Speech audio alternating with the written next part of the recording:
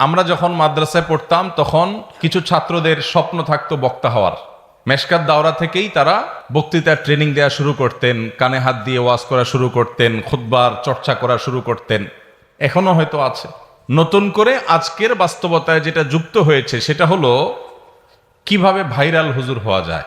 তালেব ইলমদের অনেকে আছেন, তাদের জীবনে একটা শখ, একটা স্বপ্ন যে তারা যদি একটু ভাইরাল হুজুর হইতে পারতেন, তাদেরকে যদি সবাই চিনতো, তারা যদি জনপ্রিয় হতে পারতেন, পপুলার হতে পারতেন, যেদিকে যাবে মানুষ ভেঙে চুরে পড়বে, ফেসবুক ইউটিউবে তাদেরকে খুললেই দেখা যাবে। এই কথাগুলো আপনাদের সামনে আমি যখন বলছি, আমি নিজেই মূলত সেই জায়গাটায় আছি। আমি নিজে থেকে সেই কথাটা আপনাদেরকে বলার উদ্দেশ্য হলো, এখানে আমার মুরব্বীরা, আমার ওস্তাজদের ওস্তাজতুল্লাহ মুরব্বীরা আছেন, তাদের উপস্থিতিতেই বলছি যে আমাদের মাদ্রাসা শিক্ষার্থীদের মধ্যে এই যে একটা শৌক, এই যে একটা আগ্রহ জেগেছে, এটাকে আমি কখনো পজিটিভলি দেখি না, আমি কখনো এটাকে ইতিবাচকভাবে দেখি না। আমার ছেলেও মাদ্রাসায় পড়ে, হেফজু শেষ করেছে, সর্বেকা পরীক্ষার্থী।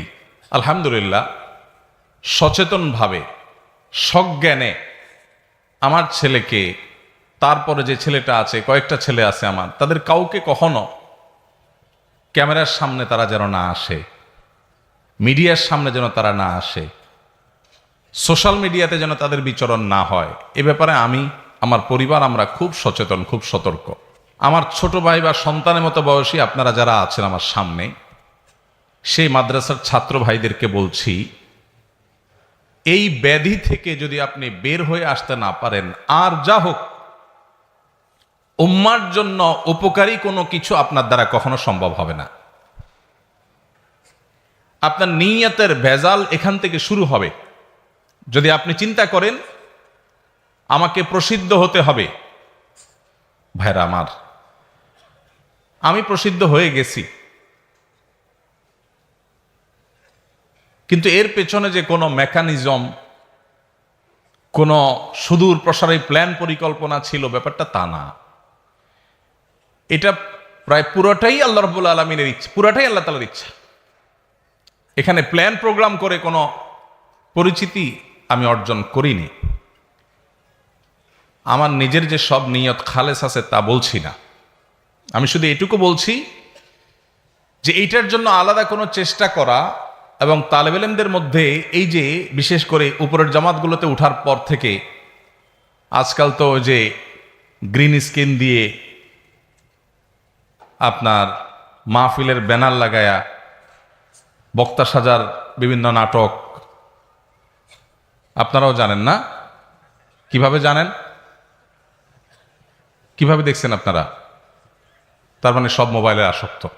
আমি কোথাও গেলে, বিশেষ করে ছোট বাচ্চা কাচ্চাকে কেউ নিয়ে আসলে যদি বলে যে হুজুর আপনাকে চিনে, তাই বলে আমাকে চিনে, ওর জিন্দিগিতে তাহলে বরবাদ। কারণ আমাকে কোনো বাচ্চা মানুষ চেনা মানে ওর লাইফ বরবাদ হয়ে গেছে। এর মানে এই ছেলে মোবাইলে আসক্ত, তো লক্ষণ খারাপ। মা বাপ তো মনে করে এটা বললে আমি খুশি হয়ে যাব, তার বাচ্চা আমাকে চিনে। আমার বাচ্চা, আপনার বাচ্চা আমাকে চিনে, এর মানে হলো আপনি দায়িত্বশীল অভিভাবক না, আপনি আপনার বাচ্চাকে মোবাইলে আসক্ত করে ফেলেছেন। আলহামদুলিল্লাহ, আমি আমার বাচ্চাদেরকে মোবাইল থেকে দূরে রেখেছি, এখনো পর্যন্ত তারা দূরে, অনেক বড় হয়ে গেছে বয়সে, এখনো পর্যন্ত মোবাইল থেকে দূরে তারা, আলহামদুলিল্লাহ। সামনে কি হবে যায় না, এখনো পর্যন্ত চেষ্টা করছি। ভাইরা আমার, এই জন্য আপনাদের নিয়তগুলোকে, আমাদের নিয়তগুলোকে খাঁটি করতে হবে ভাই। কি নিয়ত হবে? আমার সাধারণ শিক্ষিত ভাইরা যারা আছেন, পর্দার আল থেকে যে সমস্ত মা বোনরা শুনছেন, আপনাদেরকে বলছি, ছেলেকে মাদ্রাসায় ভর্তি করে আলেম বানাবেন কেন? উদ্দেশ্য কি? অনেক মায়েরা আছেন সন্তানকে ভাইরাল হুজুর বানাইতে চান, যে তার সন্তান পপুলার আলেম হবেন। আপাত দৃষ্টিতে শুনতে মনে হয় যে খারাপ কি, কিন্তু এটার পেছনে দুনিয়াবি গন্ধ আছে, এটার পিছনে ভয়ঙ্কর একটা রোগ আছে, ব্যাধি আছে। আমার ছাত্র ভাইরা যারা শুনছেন তারা হয়তো মনে করবেন, ভাই নিজে ভাইরাল হয়ে গেছেন তো এখন আর আমাদের ভাইরাল হওয়াটা চান না আপনি। যদি কাউকে জুহুদের ওয়াজ করি, বলে ভাই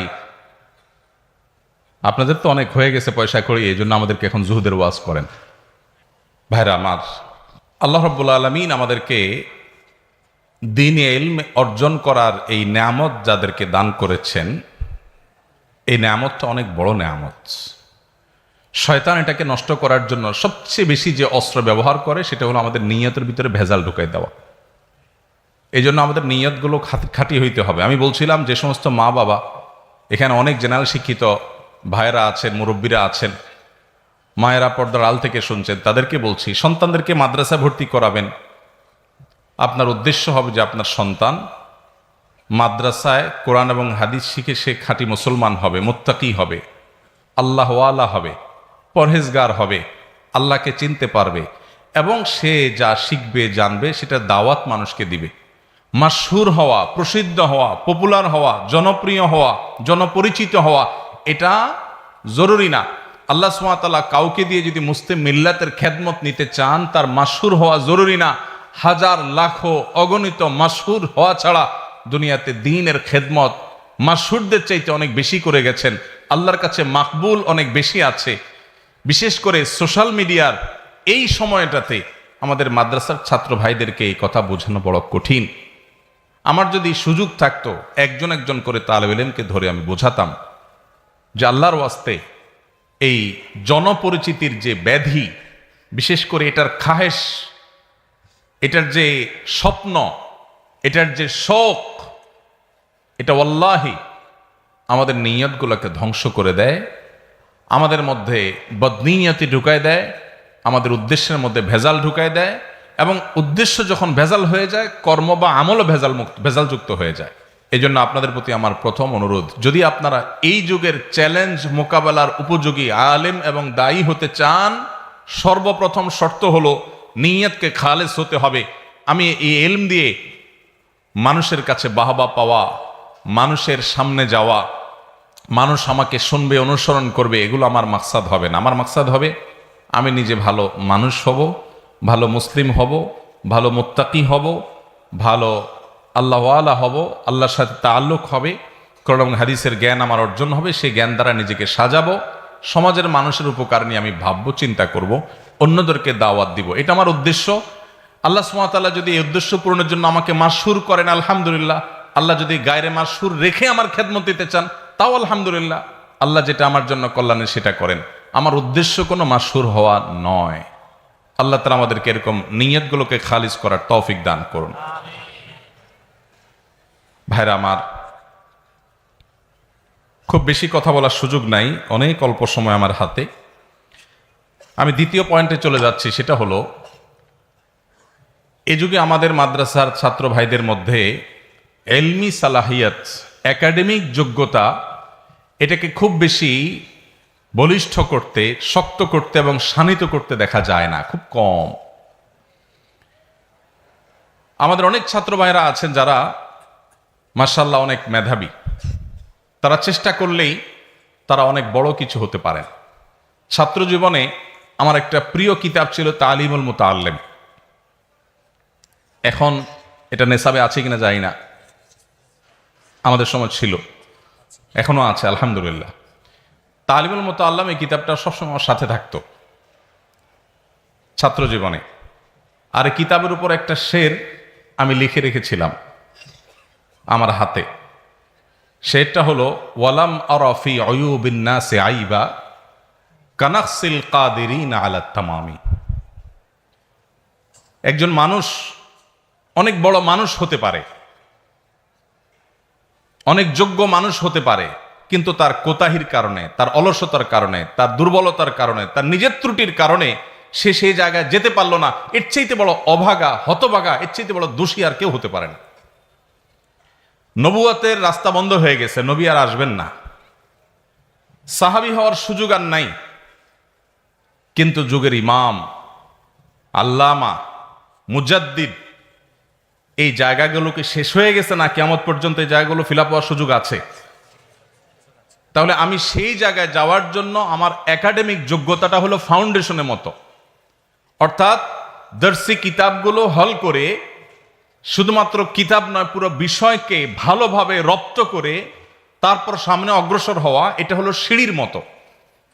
আপনি একটা সিঁড়িতে ভালো করে শক্ত করে যদি দাঁড়াতে পারেন তাহলে আরেকটা সিঁড়িতে আপনি পা রাখতে পারবেন। আর যদি প্রথম সিঁড়িতে পা রাখার পর আপনি দুর্বলভাবে দাঁড়ান, শক্তভাবে দাঁড়াইতে না পারেন, শরীরের ভারটাকে ভালো করে ওখানে আপনি প্রতিষ্ঠিত করতে না পারেন, তাহলে পরের সিঁড়িতে যেতে পারবেন না। এভাবে একটা একটা সিঁড়ি পার হয়ে মানুষ উপরে যেতে হয়।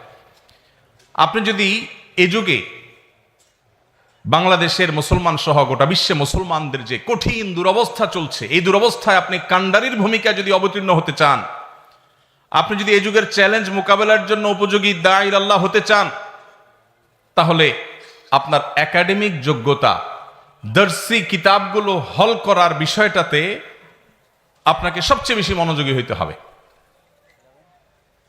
আমি আমার ছাত্র জীবন সম্পর্কে কথার ফাঁকে ফাঁকে দুই চারটা কথা আপনাদেরকে বলবো, এই গল্পগুলো শোনানো আপনাদেরকে উৎসাহিত করবার জন্য। আমি ছাত্র জীবনে যশোর জামিয়া ইসলামিয়া যখন পড়ি, আমার মনে আছে আমি সাইকেলে করে যেতাম আর আসতাম। ওই সাইকেলে করে যাওয়ার সময়ও যে মহল্লা দিয়ে যেতাম, খুব একটা গাড়ি ঘোড়া ছিল না, সকালে ভোরে যেতাম, তখনও মাঝে মধ্যে সম্ভবত মেশকাত জামাতের সময় নুখবাতুল ফিকার, এটা আমার ছোট কিতাব ছিল, ওইটা এরকম খোলা রেখে পড়তে পড়তে যেতাম। মাঝে মধ্যে একটু দেখতাম, আবার বন্ধ করে নিতাম, আবার ওটা ফিকির করতে করতে যেতাম। ইস্তেমার ময়দানে গেছি, আমার মনে আছে নেব্রাস পুরা কিতাবের হিফজ করেছি আমি, শুরু থেকে শেষ পর্যন্ত। সরা আকায়েদের কিসের নেব্রাস পুরাটা আমি শেষ করেছি এবং মুখস্থ করেছি, এবং সেটার উল্লেখযোগ্য অংশ ইস্তেমার ময়দানে। আমাদের এখন ছাত্র ভাইরা ওই যে ভাইরাল রোগে আগে থেকে ধরে, মনে করে যে সুরটা দরকার, চেহারাটা দরকার, সুন্দর ছবি দরকার, মেকআপ করা দরকার, ক্যামেরা বোঝা দরকার, ফেসবুক শেখা দরকার, এগুলো শুরু থেকে শুরু করে দেয়, এবং এর কারণে আমাদের ধ্বংস শুরু হয়ে যায়। এই জন্য আপনাদের প্রতি আমার অনুরোধ, দর্সি কিতাবের প্রতি আপনাদের মনোযোগের বাইরে এই মুহূর্তে আর কোনো দিকে মনোযোগ দেওয়ার দরকার নাই। পরিপূর্ণ মনোযোগ দেন, এটা হলো আপনার ফাউন্ডেশন। এটার ভিত্তি যদি মজবুত হয়, তাহলে এটার উপরে অনেক বড় বিল্ডিং হতে পারে। আর এই ফাউন্ডেশন যদি দুর্বল হয়, আপনার বাহ্যিক যোগ্যতা যতই হোক না কেন, আপনি কখনো উম্মার বড় কোনো খেদমত আপনি করতে পারবেন না। এই জন্য আপনাদের প্রতি আমার দ্বিতীয় অনুরোধ হলো, আপনারা আপনাদের দর্সি কিতাবগুলোর প্রতি, ক্লাসের বইয়ের প্রতি, সাবজেক্টের প্রতি আপনাদের সবচেয়ে বেশি মনোযোগ হবে। অন্য বিষয়ের প্রতি মনোযোগ যেন এই মুহূর্তে ছাত্র জীবনে খুব বেশি না হয়। যেটুকু হবে উস্তাদদের মাথা হাতে হবে, উস্তাদদের এরশাদ এবং তাওজিহের আলোকে হবে, নিজে থেকে না। নাম্বার 3, আমলি মশক।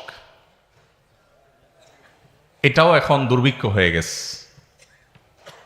আমাদের ছাত্র ভাইয়েরা যদি তাদের ব্যক্তিগত আমলের ক্ষেত্রে তারা ভালো করতে না পারেন, তারা কখনো উম্মার কান্ডারি হতে পারবেন না। সো কল্ড আলেম হতে পারবেন, তথাকথিত আলেম হতে পারবেন, কিন্তু সে আলেম আসলে উম্মাকে, ঘুমন্ত উম্মাকে জাগানো আলেম হতে পারবে না। যদি সেটা হতে হয়, ছাত্র জীবন থেকে যে যে জামাতে আছেন, এখন থেকে আপনাদেরকে নবী করিম সাল্লাল্লাহু আলাইহি ওয়াসাল্লাম প্রতিটা সুন্নাহর বাস্তব উদাহরণ হতে হবে।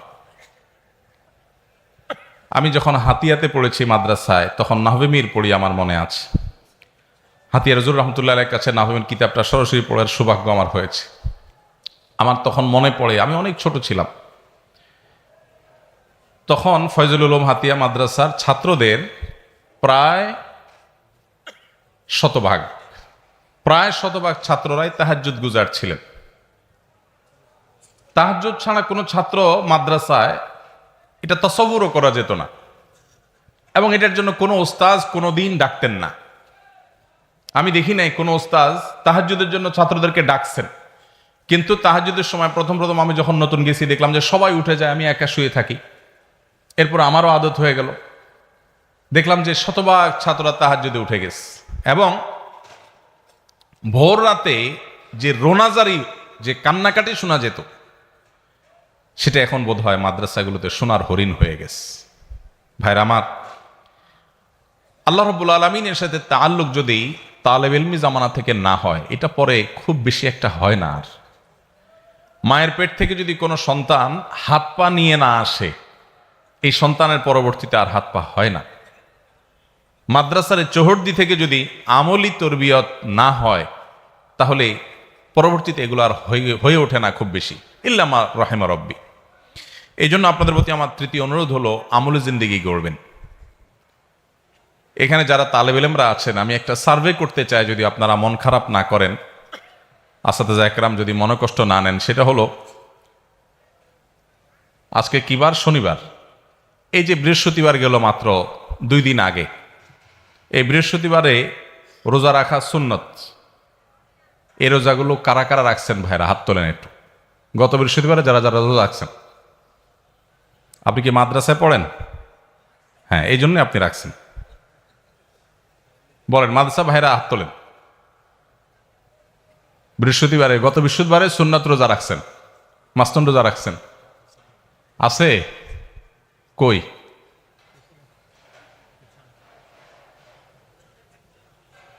একজন আছে নাকি? আমি দেখতে পাচ্ছি এদিক থেকে। আর 2 জন, মাশাআল্লাহ। আচ্ছা, মাশাআল্লাহ। তাহলে এত তালেবের মধ্যে 2 জন ছাত্র রোজা রাখছেন। আমি আগেই মাপ চেয়ে নিয়েছি কিন্তু এই সার্ভে করার জন্য। এবার আপনারা বুঝেন যে আমরা কোন জায়গায় দাঁড়ায় আছি। আপনি বলবেন যে কেন নফল রোজা রাখা কি আমাদের জন্য জরুরি এই মুহূর্তে? নফল রোজা রাখা তো জরুরি না, জরুরি হলে তার নফল হতো না। কিন্তু এই আমল আমরা যদি না করি, কে করবে? কারা করবে? আপনাদের উৎসাহ দেওয়ার জন্য বলে আমি বলছি, কিন্তু ফাঁকে ফাঁকে আমি আমার গল্প দেবো। এই গল্প দেওয়াটা আপনাদেরকে উৎসাহ দেওয়ার জন্য। গত বৃহস্পতিবারে আমাদের বাসায় যখন সবাই রোজা রাখার জন্য সবাই সাহারি খাচ্ছে, সন্ধ্যা রাত্রে শোয়ার সময় যখন প্ল্যান হয়, তো আমার 10 বছরের ছেলেটাও রোজা রাখবে। আমরা বলছি না, রাখার দরকার নাই। সাধারণত নামাজ জন্য উঠাইতে তার কষ্ট হয়ে যায়, কিন্তু মাশাআল্লাহ এক ডাকে উঠে ঠিকই সাহারি খেয়ে নিল এবং রোজা রয়েছে। এখন আমরা মনে করি যে না খাইলে বা রোজা রাখলে আমার বোধহয় পড়াশোনাতে ঘাটতি হবে। কেন? পড়াশোনা কেন ঘাটতি হবে? খানা না খাইলে, খানা যত কম খাওয়া যায়, মানুষের শরীরে আমলে ইবাদতের এনার্জি তত বেশি হয়।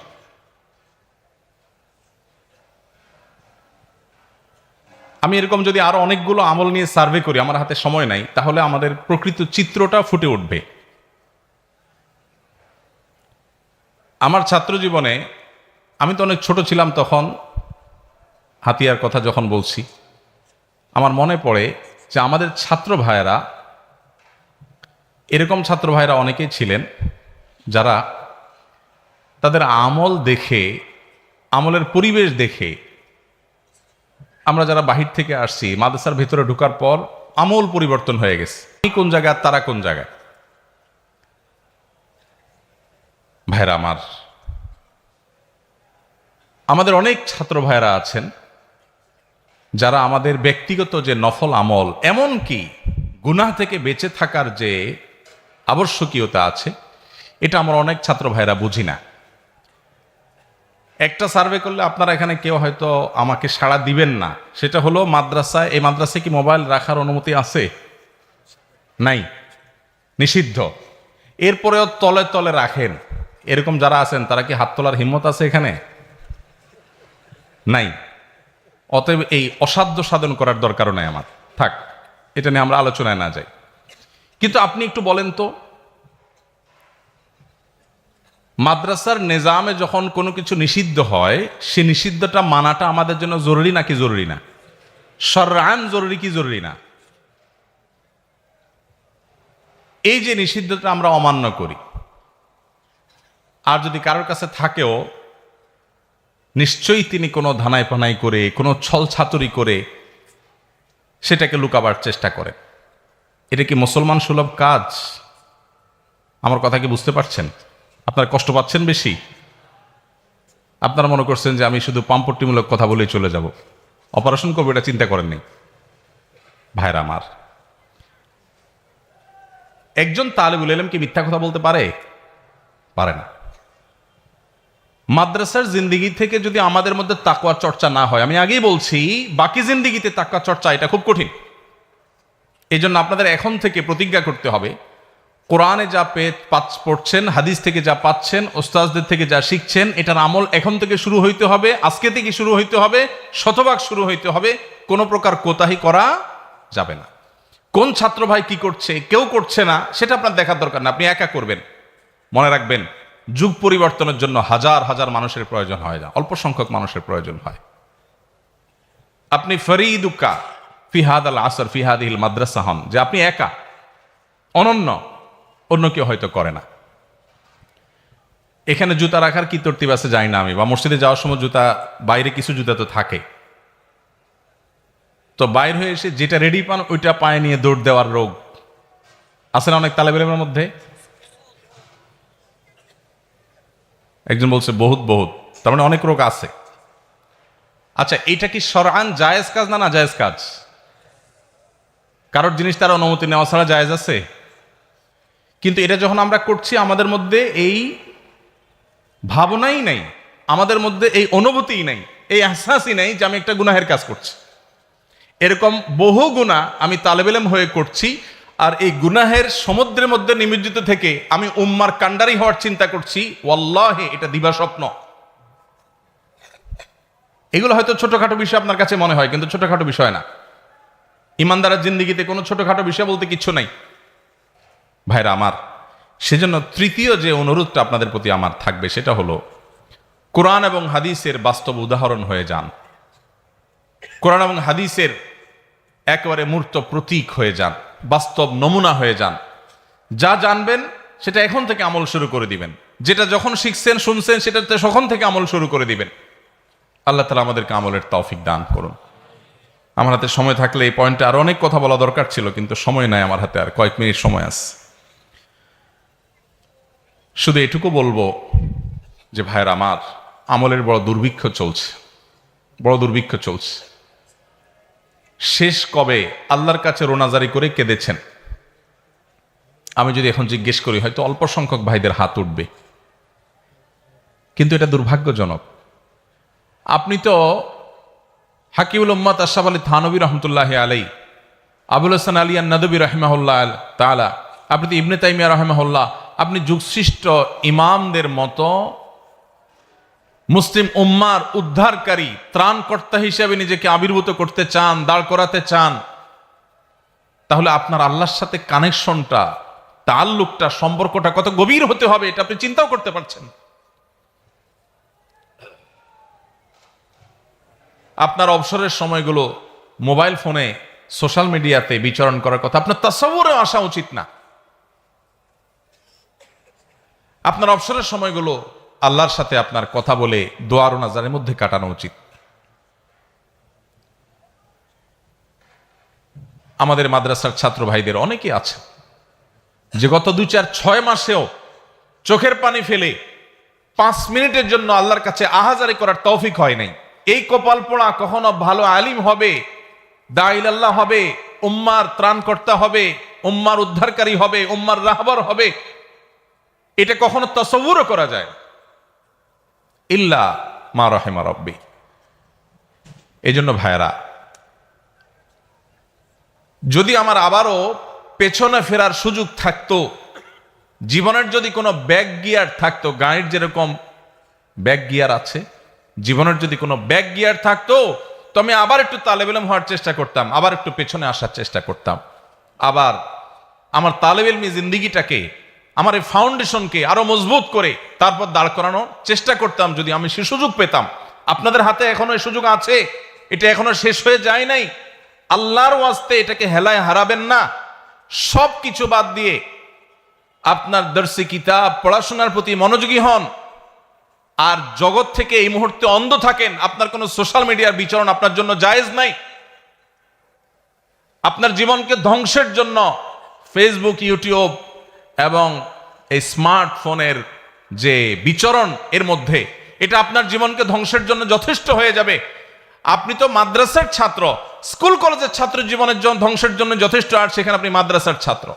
চোখের গুনাহ যেখানে প্রতি মুহূর্তে মুহূর্তে হওয়ার আশঙ্কা, যেখানে আপনার সেই সেফটি বেল্ট এখনো এত মজবুত হয়ে পারে নাই, আপনি এখনো যুবক মানুষ, তরুণ মানুষ, নিজেকে নিয়ন্ত্রণ করার ক্ষমতা এতটা এখনো হয় নাই, এই মুহূর্তে আপনার জন্য এই জগতে প্রবেশ করাই জায়েজ নাই। এটা আপনার জীবনকে ধ্বংস করার নামান্তর। কিন্তু আমি জানি এই কথা আমাদের অনেকেরই অন্তর গলবে না। আমাদের কাছে মনে হবে এই বেটা নিজে ফেসবুক হুজুর আমাদেরকে ষড়যন্ত্র করে এখান থেকে দূরে রাখতে চায়।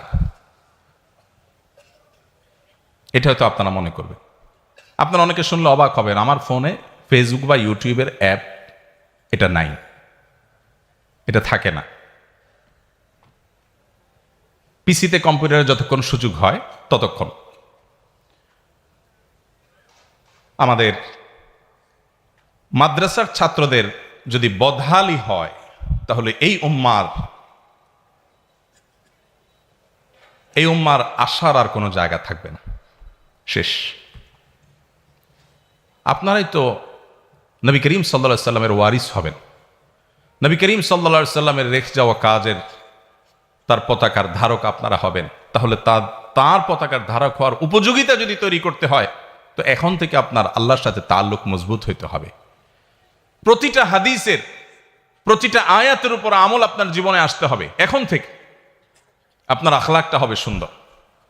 আমি আইআইইউসিতে একটা প্রোগ্রামে এসেছিলাম গত কয়েক মাস আগে, বোধহয় 2 মাস আগে সম্ভবত। অনেক প্রশ্ন লিখে দেয় ছাত্ররা, এর মধ্যে একটা প্রশ্ন লেখা ছিল, আপনারা কষ্ট পাবেন না, আমি নিজে মাদ্রাসার ছাত্র, আমি জীবনে স্কুলের চোহর দিতে যাই নাই, একেবারে ছোটবেলায় শুরুতে 1-2 ক্লাস হতে প্রাইমারি স্কুলে গেছি। লিখে দিয়েছে প্রশ্ন যে ভাই, আমাদের ইউনিভার্সিটিতে মাদ্রাসা ব্যাকগ্রাউন্ডের ছাত্র যারা, মাদ্রাসা বলতে আলিয়া মাদ্রাসা হতে পারে, আলিয়া মাদ্রাসা থেকেই বেশিরভাগ যায়, কমি থেকেও যায়, আর সবই তো আমাদের মাদ্রাসা, অতএব আমি পার্থক্য করছি না, মাদ্রাসার ছাত্র আলাল উমুম।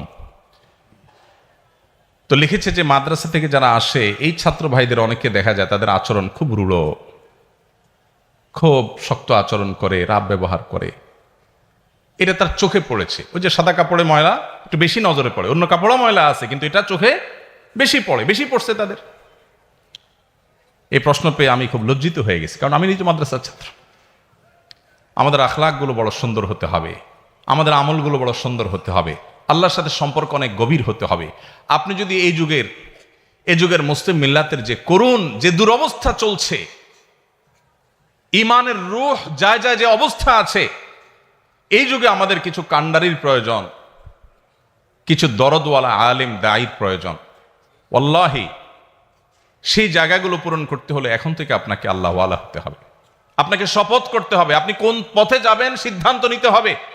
আপনি যদি মানুষ হতে চান, ভালো আলেম হতে চান, আপনাকে এখন থেকে সিদ্ধান্ত নিতে হবে যে আমি কোনো অবস্থাতেই আমার এই ট্র্যাকের বাইরে আমি এই মুহূর্তে যাব না। ছাত্র জীবনে আমি আমার পড়াশোনা, আমার আমল, আমার আখলাককে তারাক্কি করব, ওস্তাদের মাতাহাতে থেকে আমি নিজেকে ভালো করার চেষ্টা করব। আমলের ক্ষেত্রে কোনো প্রকার ত্রুটি নিয়ে আমি সামনে অগ্রসর হব না। আল্লাহ আমাদের সবাইকে তৌফিক দান করুন। অনেক দীর্ঘ আলোচনা, শুধু এই পয়েন্টেই 1 ঘন্টা আলোচনা করা দরকার ছিল, কিন্তু আমি আরো কিছু পয়েন্ট বলবো, এই জন্য সংক্ষেপে বলে যাই। একটা পর্যায়ে যখন আপনাদের পড়াশোনা শেষ হবে ইনশাআল্লাহ, ওস্তাদের মাতাহাতে থেকে জাগতিক কিছু জ্ঞান আপনাদের অর্জন করতে হবে, বেসিক জ্ঞান অর্জন করতে হবে। এই বেসিক জাগতিক জ্ঞানগুলো যদি অর্জিত না হয় তাহলে যুগের চ্যালেঞ্জ মোকাবেলার উপযোগী দায়ী আপনি হতে পারবেন না। এই শূন্যতাটা পূরণের জন্য আপনার একাডেমিক পড়াশোনার শেষে অথবা ওস্তাদের মাতাহাতে থেকে ফাঁকে যখন যেভাবে সুবিধা হয় তখন আপনাকে সেগুলো অর্জন করতে হবে। ইংরেজি হলো আজকের পৃথিবীকে জানার জানালা।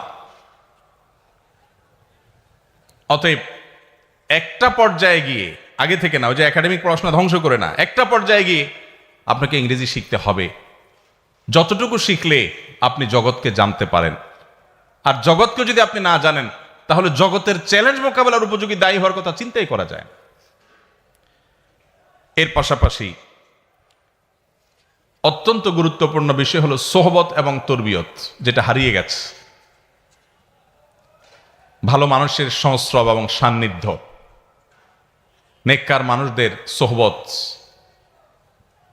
শয়তান আমাদেরকে নিরাশ করে দেয়, কার সোহবতে যাব? মানুষ আছে কেউ? মনে হয় যে সব নাখান্দা নালায়েক, এরকম একটা ভাব আমাদের মধ্যে আসে। এটা শয়তানের অনেক বড় একটা শয়তানি। যা আছে এর মধ্যে আমার কাছে যাকে মুত্তাকি, বেশি পরহেজগার মনে হবে, আমি তার সোহবত নিব, আমি তার সান্নিধ্য অর্জন করব, আমি তার সান্নিধ্যের সৌরভের মধ্যে থাকার চেষ্টা করব।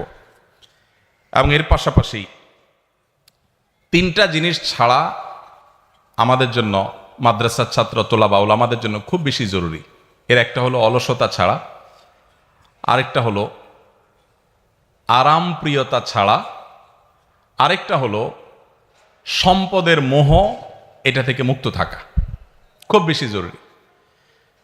অনেকেই আছি আমরা খুব অলস, আমরা পরিশ্রমী না, পরিশ্রম করতে চাই না।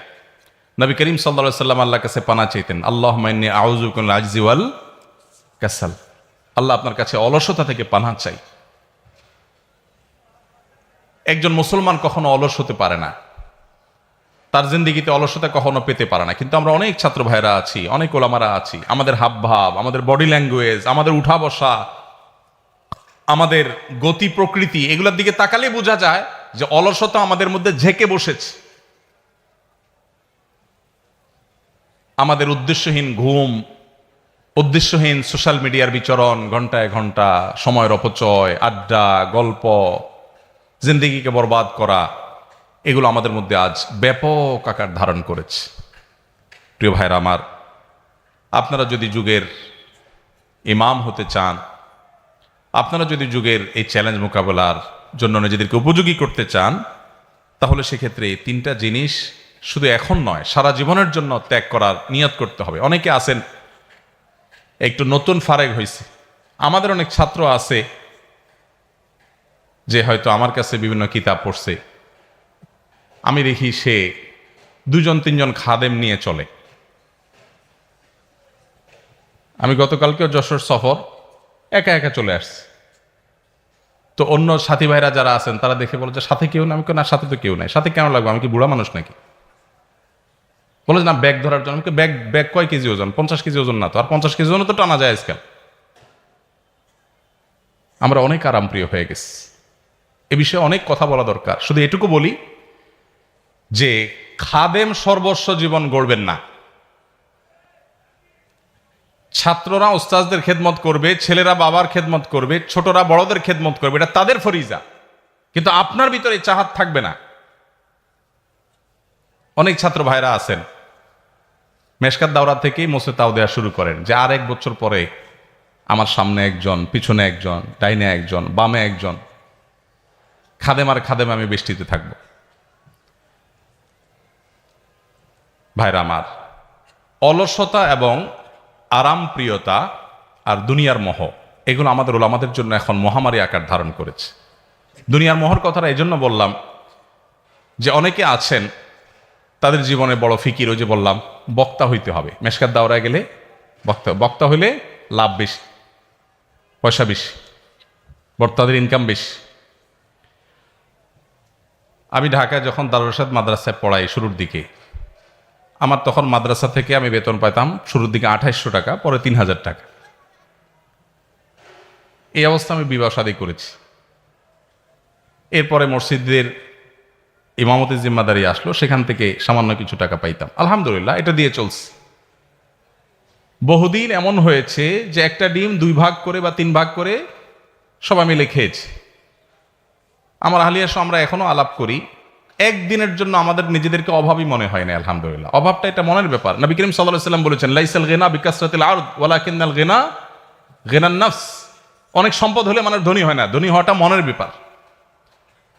আমার যা আছে এটাতে আমি হ্যাপি, আলহামদুলিল্লাহ। আমি কারোর সাথে কম্পেয়ার করি না, আমি অন্যের চাইতে নিজেকে ছোট মনে করি না, তুচ্ছ মনে করি না, এবং সেটার সাথে কম্পেয়ারই করতে চাই না আমি। এটা হলো সচ্ছলতা। আর লাখ লাখ কোটি কোটি টাকা থাকার পরও আমার চাইতে আরো বড় যিনি, তার দিকে তাকায় নিজেকে অভাবী মনে হয়, এটা হলো ফকিরগিরি, অভাবী।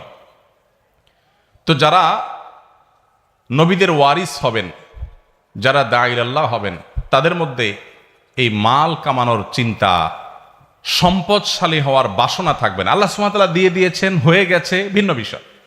কিন্তু নিজে থেকে এটার জন্য আগ্রহ এবং পাগল পরা থাকা, লালায়িত থাকা, এটা কোনো ওয়ারাসাতুল আম্বিয়ার শান হতে পারে না। এটা আপনাদের জিন্দেগিতে প্রোফাইল থেকে এখন থেকে এটাকে মুছে নেন, যেটা আমার জীবনের টার্গেট না। আল্লাহ সুবহানাহু ওয়া তাআলা রাজ্জাক, অতএব তিনি আমাকে পালবেন, কখনো কষ্টে কখনো সুখে দিন যাবে, এটা বিষয় না। আমি আমার মিশন নিয়ে সামনে আগাবো, দেখবেন আল্লাহ তাআলা অনেক খেদমত দিবেন। নজরকে বড় করেন, নজরকে উঁচু করেন, দুনিয়া এবং তুচ্ছ বিষয়ের প্রতি নজর রাখবেন না। আল্লাহ আমাদেরকে তৌফিক দান করুন। সেই সাথে আল্লাহ যখন ফারেগ হওয়ার তৌফিক দিবেন, এমনকি তালেবে ইলমি জামানাতেও যাদের সুযোগ আছে, সবার জন্য বলছি না, কিছু কাজ বিনা পয়সায় করার চেষ্টা করবেন। আল্লাহ যখন ফারাগাতের পরে তৌফিক দিবেন, দাওরা হাদিস শেষ করে, তাখাসসুস শেষ করে যখন আমলে যাবেন, খেদমতের ময়দানে যাবেন, 2-1টা কাজ হলেও রাখবেন এমন যে এটার কোনো পয়সা নিবেন না। হাল্লাকা সিররুন ইনদাল্লাহ এর মধ্যে থাকবে, যেটা আমি আল্লাহর জন্য শুধু করছি। টাকা নিয়ে করলেই যে আবার গায়রুল্লাহর জন্য হয়ে যাচ্ছে আমি তা বলছি না। আমি বলছি যে কিছু কিছু সিক্রেট, কিছু কিছু সির আপনার নিজের মধ্যে রাখেন এবং কিছু কিছু কাজ করেন যেগুলো আপনি মানুষের কাছে প্রকাশ্য করবেন না। বিশেষ করে এই যুগের তালেব ইলমদের, এই যুগের নতুন মুতাখাররিজ যারা আমরা, তাদের জন্য এই জিনিসটা আমার কাছে খুব গুরুত্বপূর্ণ মনে হয়। আমি ব্যাখ্যায় গেলাম না, সময় আমার হাতে একেবারেই নাই। এবং সেই সাথে কর্মজীবনে যখন যাবেন, আমি আমার ক্ষুদ্র অভিজ্ঞতার আলোকে বলছি, তখন দুনিয়াবী বিষয় মশওয়ারা করার জন্য আল্লাহর ভয় আছে, মুত্তাকি পরহেজগার, দুনিয়ার ব্যাপারে খুব ভালো বুঝেন এরকম হুঁশিয়ার মানুষদের পরামর্শ, তাদের আইডিয়াস, তাদের উপদেশ, অ্যাডভাইস, এগুলোকে গ্রহণ করবেন। অনেক সময় আমাদের মাদ্রাসার ছাত্রদের, নবীন আলেমদের অনেকের মধ্যে এই রোগ দেখা যায় যে নিজেকে সর্বে সর্বা মনে করেন।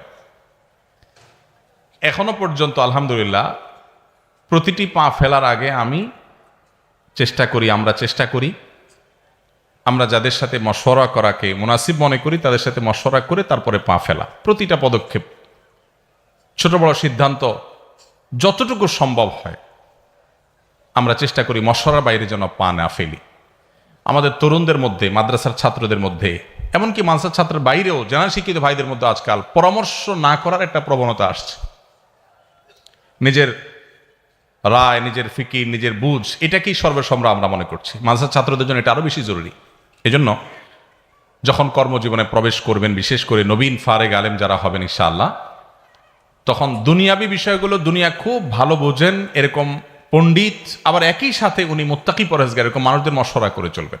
দেখবেন ইনশাআল্লাহ আপনার জীবনে ভুল ভাল কম হবে, আল্লাহ তাআলা হেফাজতে রাখবেন। আল্লাহ মশওয়ারাতে বরকত রেখেছেন। ইস্তেশারা, ইস্তেখারা, এই দুইটা জিনিস কন্টিনিউয়াসলি করে যেতে হবে। এবং সর্বশেষ দুটি পয়েন্ট বলতে চাই। তার একটি হলো,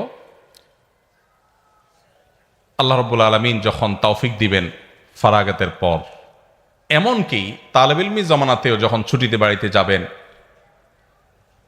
পড়াশোনার থেকে একটু ফারাগতের সুযোগ পাবেন, এই সময়টাতে মানব সেবা করার চেষ্টা করবেন, খেদমতে খালকের চেষ্টা করবেন। আমরা যদি উম্মতের নেতৃত্বের আসনে আসতে চাই তাহলে উম্মার জন্য সব দিক থেকে নিজেদেরকে মুফিদ প্রমাণ করতে হবে, উপকারী প্রমাণ করতে হবে। মানব সেবা বা খেদমতে খালকের জন্য পয়সার প্রয়োজন নাই। আমরা মনে করি যে টাকা পয়সা পাবো কই, সেবার জন্য তো টাকা দরকার। সেবার জন্য টাকার দরকার নেই, সেবার জন্য মানসিকতা দরকার, ফিকির দরকার। আপনার মসজিদের আশেপাশে যে রাস্তাঘাটে ময়লাগুলো পড়ে আছে, দু চারজন লোক সাথে নিয়ে সেগুলো পরিষ্কার করা, পরিচ্ছন্ন করা শুরু করে দেন। এই যে একটা অভিযান শুরু করবেন, এইটা হবে আপনার মানব সেবা। আমাদের নবী করিম সাল্লাল্লাহু আলাইহি সাল্লাম তিনি তার শৈশব থেকেই মানুষের সেবা করা, মানুষের খেদমত করার কাজে নিয়োজিত থাকতেন। আমরা অনেকেই আছি যে আমরা মনে করি সেবামূলক কাজ করা মানে তো অনেক পয়সা কড়ির ব্যাপার। ওলামা একরাম যদি মানব সেবায় মনোযোগী না হন, কারা মনোযোগী হবে? আপনি যদি আপনার সাধ্য অনুযায়ী গরিব অভাবী মানুষের পাশে দাঁড়ান, যখন কোনো মসজিদে আল্লাহ তাআলা জিম্মাদারি দিবেন, ওই মসজিদে শুধুমাত্র ধনীদের তালিকা থাকবে না, গরিবদের তালিকা যেন থাকে। ধনীরা কে কয় বস্তা সিমেন্ট দিবে, কে কত টাকা দিবে মসজিদের জন্য, শুধু সেই তালিকা যেন না থাকে, গরিবদের জন্য তালিকা থাকে। এবং গরিবদের অভাব মোচনের জন্য আপনার নানাবিধ উদ্যোগ থাকা দরকার, নানাবিধ কাজ থাকা দরকার। এ পয়েন্টে আমি আবারও যদি কখনো সুযোগ পাই ইনশাল্লাহ কথা বলবো, আজকে আর কথা বাড়াচ্ছি না। শুধু এটুকু বললাম যে আমাদেরকে উম্মতের সেবামূলক কাজের নেতৃত্ব আমাদের হাতে নিতে হবে। আজকে আসুন্নাহ ফাউন্ডেশন দেখেন আপনারা বা শুনেন, আল্লাহ রাব্বুল আলামিন আমাকে যখন বুঝজ্ঞান দিয়েছেন তখন থেকে আমি চেষ্টা করতাম কিভাবে মানুষ উপকার করা যায়, কিভাবে একটা ভালো কাজ করা যায়, কিভাবে একটা খেদমতে খালক করা যায়। এর আগে আমি বিভিন্ন জায়গায় বলেছি 2006 বা 2007 সময় যখন সিডর হয়েছিল, সিডরে খুলনার একটা বিশাল অংশ জুড়ে যখন অনেক ক্ষয়ক্ষতি হয়েছে মানুষের ঘর বাড়ি ইত্যাদি, তখন আমি মণিপুরে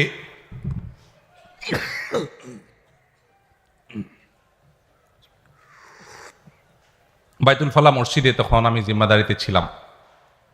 এখন মাওলানা ওমর কুব্বাদি সাহেব সেখানে আছেন, ওনাকে আমি রেখে গেছিলাম। তো ওখান থেকে মুসল্লিদেরকে উদ্বুদ্ধ করে তখনকার সময় 1,16,000 টাকা সম্ভবত কালেকশন করে পুরাতন কাপড় চোপড় নিয়ে মসজিদ কমিটির লোকদেরকে আবার সাথে নিয়ে, কারণ টাকা পয়সা হুজুর মানুষ একা একা নেব, ওনাদেরকে সাথে নিয়ে তারপর সে এলাকায় আমরা গিয়েছি। বিভিন্ন মসজিদ নির্মাণ, বিভিন্ন কাজ পরবর্তীতে এর ধারাবাহিকতা আমরা করেছি, আর ওই টাকাগুলো নগদ মানুষকে বিতরণ করে আসছে। তখন কিন্তু আমার এতটা সামর্থ্য ছিল না। তো এই জন্য আমি শুধুমাত্র আপনাদেরকে বলবো, জীবনে নিয়ত করে নেন, আল্লাহ যখনই তৌফিক দিবে মানুষের সেবা করার খেদমতে খলক করবেন ইনশাআল্লাহ। চেষ্টা করবেন না ইনশাআল্লাহ? আহাব্বুন নাসি ইলাল্লাহি আনফাহুম লিন-নাস, আল্লাহর কাছে সবচেয়ে প্রিয় মানুষ যে মানুষের জন্য সবচেয়ে বেশি উপকারী আসে। আর সবচেয়ে বেশি উপকারী হওয়ার জন্য আপনার পয়সা কড়ির প্রয়োজন নাই। আল্লাহ যতটুকু সামর্থ্য দিয়েছেন ততটুকু দিয়ে শারীরিক পরিশ্রম দিয়ে শুরু করবেন। নবী করিম সাল্লাল্লাহু আলাইহি সাল্লামকে গারে হেরা থেকে আসার পর যখন তিনি ভড়কে গেলেন জিবরিল আলাইহিস সালামের চাপে, আম্মাজান খাদিজা রাদিয়াল্লাহু তাআলা তাকে সান্ত্বনা দিয়ে কি বলেছিলেন? কাল্লা লা ইউখজিকাল্লাহু আবাদা, আল্লাহ কখনো আপনাকে বেইজ্জত করবেন না, কারণ আপনি মানুষ উপকার করেন। যে কয়টা পয়েন্ট বলেছেন সবগুলোর খোলাসা কি? মানব সেবা করেন। তাহলে নবী সাল্লাল্লাহু আলাইহি সাল্লাম তিনি ক্বাবলাল বা'সাহ, বোঝা গেল নবুয়তের দায়িত্ব বুঝে পাওয়ার আগে তার পুরো সময়টা, সেই শৈশব থেকে কৈশোর থেকেই কিন্তু তিনি মানব সেবা করতেন, মানুষের খেদমত করতেন। আজ আমাদের ওলামায়ে কেরামদের এই কাজে আরো বেশি বিচরণ বাড়াতে হবে, এটা অনেক কম আমাদের এখনো। সবাইকে এক একটা সুন্নাহ ফাউন্ডেশনের মতো প্রতিষ্ঠানের চেয়ে বড় প্রতিষ্ঠান গড়ে তুলতে হবে। এদেশে মানুষের উপকারে কল্যাণে নিজেদেরকে প্রতিষ্ঠিত করতে হবে। আল্লাহ আমাদেরকে তৌফিক দান করুন। শেষ পয়েন্ট হলো, উম্মার ঐক্য প্রয়াসী হতে হবে। আমরা বহু ভাগে বিভক্ত।